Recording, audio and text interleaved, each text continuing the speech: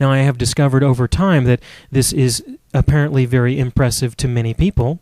Many people I have had exposure since then have been trying to give me the idea or the impression that this is very impressive, that since they have come to know who the Lord is, that the Lord has put His law in their minds when it wasn't anywhere near being there before.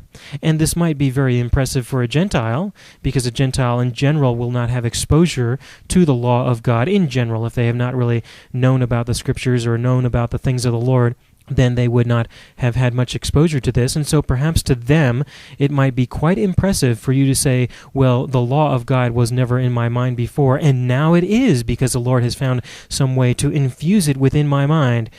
Well, that might be impressive for them, but it certainly is not impressive to me, because I already knew the law. It was already a part of my mind. Now, could it perhaps be that He is now going to bring it to my remembrance? Well, I could certainly memorize the law, and that certainly would be just as good. And so I didn't quite understand the depth of what this meant. All I knew was that, as far as I could tell, I still needed to try to live in accordance with the expectations that He had already given. It says also that He was going to write it on my heart. Well, again, does that mean that He's going to get out a chisel and start chiseling away at my heart of stone? Or perhaps He's going to get out the tattoo machine. He's going to tattoo His law to my heart now. Is that what this is referring to? Was it not already within my heart in the sense of deepest sincerity? By all means, I was very sincere, and I could tell you many stories about the persecutions that I endured, about the struggles that I endured, about the incredible rejection that I experienced repeatedly in varieties of circumstances just because of my determination to do one thing, and that was to please my God. There is no way that I can think of that you're going to be able to convince me that I did not give it my best effort within my very heart, that within the very depths of my being, at a certain point in my life, I most certainly wanted to truly obey, to truly be obedient, to live in accordance with what it was that He said, and to live in accordance with the expectations, and to really be righteous and holy as He told me that I should be. And there certainly is a tremendous amount of pride that can be expressed within and through that. And there's also certainly a tremendous amount of pride by those who are still wanting to suggest that they can now live in obedience to such a law. Because the law is very specific in its requirements, and for us to suggest, for me to suggest, or even for you to suggest, that you are going to be able to live in accordance with the law adequately to meet the standards that the Lord has given is a tremendous expression of pride, and to declare your life of complete and absolute vanity, because you will never do all that the Lord has said. Hear the law and the demands of the law. It says in Leviticus chapter 19, verse 17, "You shall not hate your brother in your heart." How are you doing with that one? Do you feel like you have great confidence that you're living in obedience to that particular law? If so, then maybe we should try the one after that in verse 18. Leviticus chapter 19, verse 18. "Do not bear a grudge against anyone." How are you doing with that? Are you bearing grudges against anyone? Have you found a way of being set free from bearing grudges against people?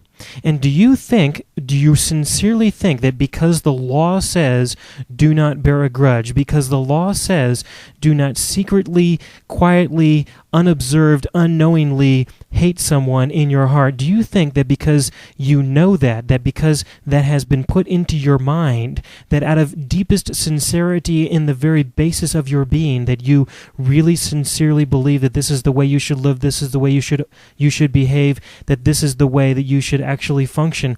Is it really helping? Do you perhaps believe sincerely that because the living God is now living within you, because He is now in your heart, that He has somehow empowered you to now respond to the law as it is brought to your mind, to not hate someone in your heart, to not bear a grudge against anyone? Is that really working for you? And I really believe that if you were to be honest, as I was honest, that you would confess that in truth you are still bearing grudges. You still have minor moments, however remote they may be, of hatred towards someone else, that you are not really loving other people as yourself on occasion. And even if you were to live your whole life, and only break one of these laws one time, it still would be totally unimpressive. It still would have absolutely no meaning whatsoever. because you must never forget that none of these laws deal with the issue at hand. None of this addresses the real issue between you and God.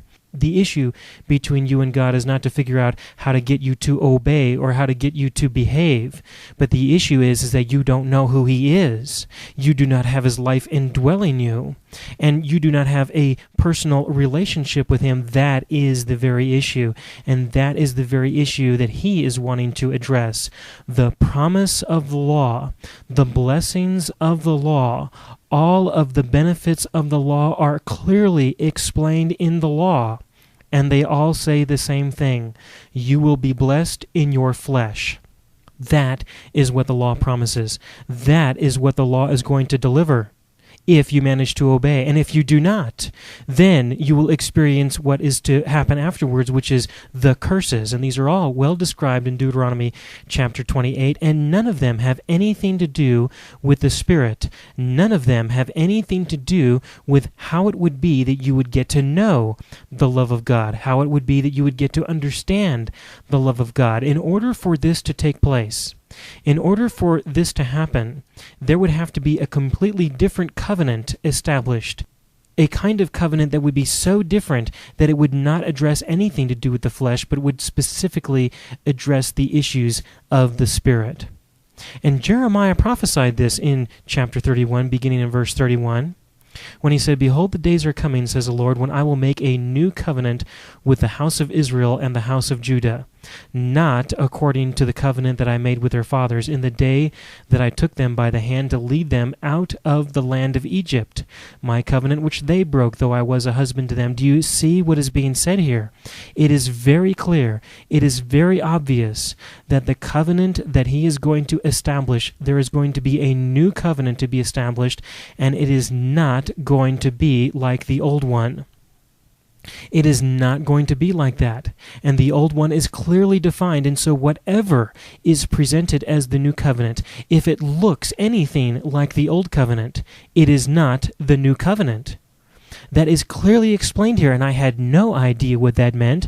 I honestly believe that this was some kind of renewed old covenant, or it was a new way to accomplish what the old covenant was promising. And yet, as I began to be honest, truly honest in my own heart, I realized that this was not any different, that the life that I was living was not any different at all than the life that I was living in true and sincere enthusiasm and determination of a life of Pharisaism. I really wanted to be God's guy, and I knew the law, and I was going to live in obedience to it, and I was going to give it every effort that I possibly could in the remote part of my being in any way whatsoever. I was going to be it. I was going to do it. And I assumed that with the Messiah indwelling me, that he was going to then help me to do it, but there still was no change whatsoever. Not truly. And in my greatest honesty, I was able to finally sit down and say to the Lord, "Lord, I cannot do it. I will never do it. There is no way to do it." And he finally revealed to me in the very core of my heart, he said, that is the point. That is the issue, that you cannot do it. You cannot live in accordance with what it is that would be required in order to say that you are righteous, that you are holy, that you can be my guy, that you can be the kind of person that I want you to be. That was the whole issue. So that I could eventually be set free from that, and he could show me the issue is not to have your eyes on yourself, which is what this law will force you into doing. It will force you into being so consumed with yourself that you will never even remotely have an opportunity to know who I am. That was what the Lord shared with me. And he shared this with me in the midst of him changing who I was. And the way that he changed who I was not by trying to inspire me to obey, was not trying to inspire me to live a life that could not be lived, because there was something wrong with me. It was not to say that there was something wrong with him or something wrong with the law. It was given in order to show me that I needed his mercy and that I would have no hope outside of him. And he was beginning to show me how it was that he was actually changing my heart. and changing my mind. And it was because of the deepest needs that I had, not the deepest need to obey, but the deepest need to be loved, the deepest need to be accepted, the deepest need to have some sense of meaning and purpose in my life as I would be an active participant in what it is that He is doing, not what I am doing, to be consumed and be involved in what He is doing here on this earth. That was what He was beginning to show me, and that was what He was beginning to reveal to me, and there was only one way that He was able to begin to show me what this meant. And that was when He revealed to me that He had forgiven me of all of my sins, and that the sin issue between myself and God was no longer an issue. And I was not trying to live in obedience to the law because I was trying to avoid sin. I was trying to live in obedience to the law because I thought that's what I was supposed to do. But when He showed me that the sin issue between myself and Him did actually come to an end, I realized that I had been completely set free, although this was a gradual experience of realizing the freedom that I truly had, completely set free from anything, and so that I could do anything that I wanted to. But this was not an opportunity for me to go out and indulge the flesh. And while you may perhaps be tempted to go out and indulge the flesh if you find that you have found freedom in that regard, I did not. And I believe that many people struggle with this, and that I specifically believe that this really is just dependent on an individual's pride, where they are in their heart and where they are in their lives, as to how it is or how it would be that they would respond to the total and absolute freedom that the Lord has really made available through the perfect love that He has provided for us. Some people would respond by saying that I now have the complete freedom to go out and sin like the devil, and so I'm going to go do so. And you might just very well do that. Maybe that's really where your pride is actually at. But mine was very different. Mine was motivated strictly by wanting to truly experience the love that the Lord had for me. And the freedom that I had was then the freedom to no longer be preoccupied with myself and what it is that I am doing, but to now go out and share the love that the Lord has already given me, and so that you could also come to know what that is, and so you could experience the fulfillment in your heart and in your mind that He wants to provide for you with the personal, engaging relationship that He truly wants to have with you personally. And in that way, He will change your mind, He will change your heart, and then He will be your God, and you will be one of His people.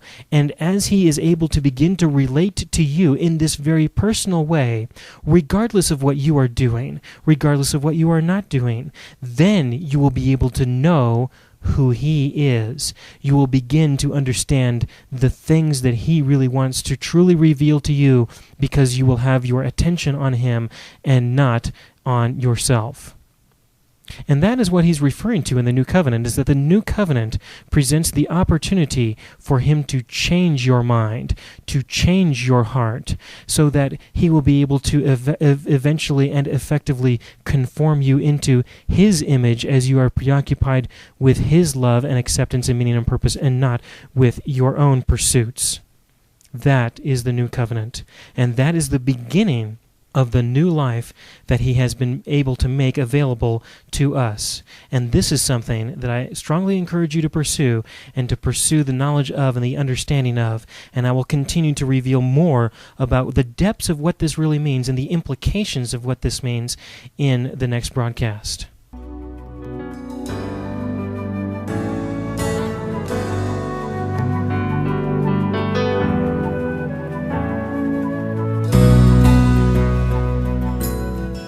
You have been listening to the broadcast outreach of Living God Ministries with Aaron Budjen. This broadcast is possible because of the prayers and contributions of our listeners. To obtain a copy of today's broadcast, send $5 plus $2 for packaging and postage to Living God Ministries, P.O. Box 38353, Colorado Springs, Colorado 80937, or call 303-359-2550. That is 303-359-2550. Or look us up on the internet at www.livinggodministries.net. That's livinggodministries.net.